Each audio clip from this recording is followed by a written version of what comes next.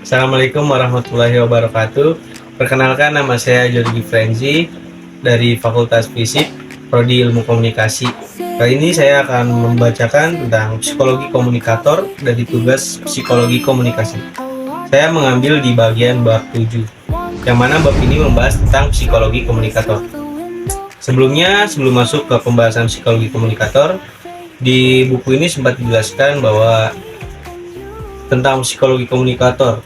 Jadi pada suatu saat jika sedang sholat Jumat, ini untuk contoh untuk umat-umat muslim atau agama Islam, dijelaskan bahwasanya ketika sedang sholat Jumat, di suatu mimbar berdiri seorang penceramah yang mana ia menyampaikan kebenaran tentang menjauhi dosa dan juga mematuhi segala perintah Tuhan. Namun yang pakaian yang dia kenakan itu menggunakan jeans, menggunakan kalung dan bergantungan tengkorak, kemudian berambut gondrong dan mempunyai tato di seluruh badannya. Tentu saja kita tidak akan percaya sebagai seorang bagian dari komunikasi. Namun sebaliknya, ketika ada seorang dokter yang memakai pakaian rapi, menggunakan jas lab dari seperti pada umumnya yang berwarna hijau, dan ketika kita meminta saran susu untuk seorang bayi yang masih kecil, dan mereka menyarankan agar menggunakan satu produk susu yang sebenarnya tanpa kita sadari itu dia sedang berusaha mencoba membunuh seluruh bayi yang ada di dunia dengan menggunakan produk tersebut. Tapi kenapa kita percaya? Kadang siapa lebih penting daripada apa? Jadi pada intinya persuasi ini terjadi karena dari karakteristik personal seorang pembicaranya, yang mana ketika seorang komunikator berbicara, kita sebagai komunikan itu dapat mempercayainya dan menganggap itu adalah hal yang benar.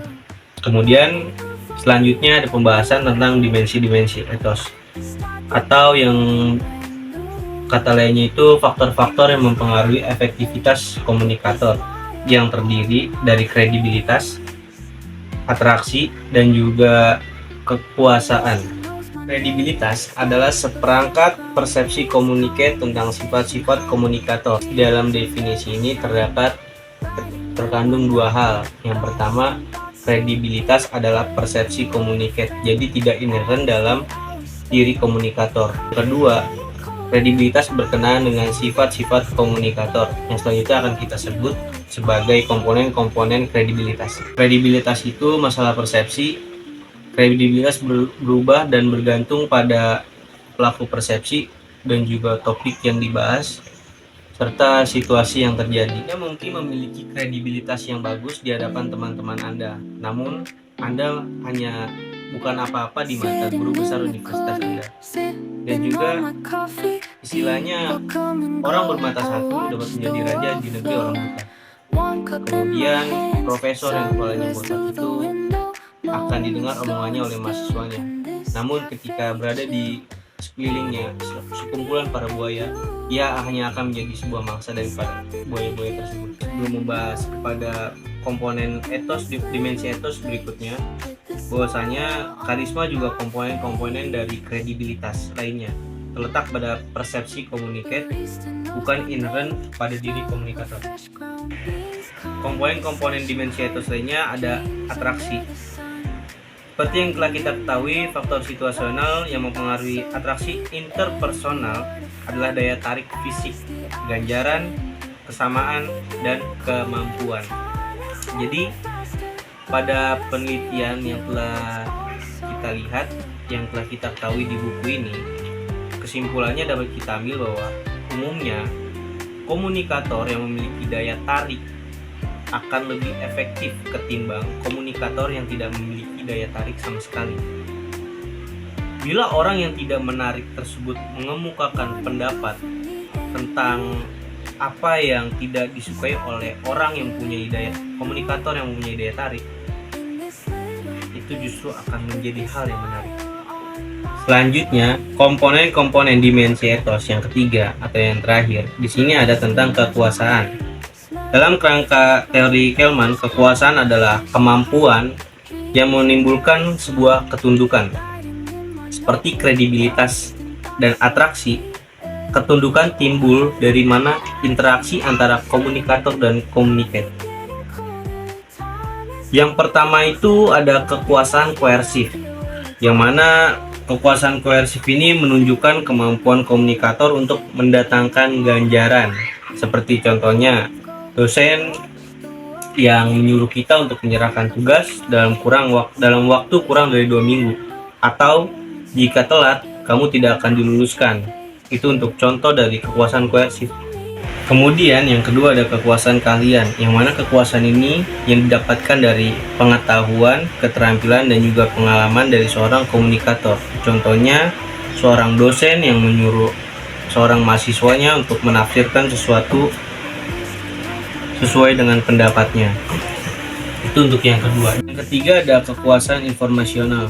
Kekuasaan ini didapat dari pengetahuan baru yang dimiliki oleh seorang komunikator. Contohnya seorang karyawan yang mempunyai pengetahuan tentang komputer yang menyarankan bosnya untuk membelikan komputer yang lebih baik, dikarenakan dia mempunyai informasi yang lebih mendalam tentang komputer. Berikutnya tentang kekuasaan rujukan. Di sini komunikat menjadikan komunikator sebagai kerangka kekuasaan rujukan bila ia berhasil menemukan kekaguman dalam diri komunikator atau menjadi tolak ukur. Misalnya, seperti yang kita tahu, seperti seorang nabi yang membuat umat-umatnya menjadikan sifat-sifat yang dimiliki nabinya itu adalah sifat-sifat teladan untuk mengukur dirinya sehingga menjadi lebih baik lagi. Dan yang terakhir ada kekuasaan legal, yang mana ini seperangkat kekuasaan yang berasal dari seperangkat peraturan, dan yang terakhir atau yang kelima ada kekuasaan legal, yaitu kekuasaan ini berasal dari seperangkat peraturan dan juga norma-norma yang ada. Jadi di sini seorang komunikator mempunyai kekuasaan yang legal, contohnya seorang rektor atau seorang kiai di pesantren, atau seorang kepala seksi di kantor, atau seorang komandan kompi di kalangan tentara. Jadi itu saja yang dapat saya sampaikan, pengetahuan yang telah saya baca dari buku Psikologi Komunikasi atau yang kita bahas di bab 7, yaitu mengenai psikologi komunikator. Itu yang saya ketahui tentang bab 7 ini. Yang sudah saya paparkan itulah yang saya pahami. Mohon maaf jika ada yang keliru atau ada yang kurang tepat dalam saya jelaskan, karena saya juga masih belajar. Kurang lebihnya mohon maaf. Assalamualaikum warahmatullahi wabarakatuh.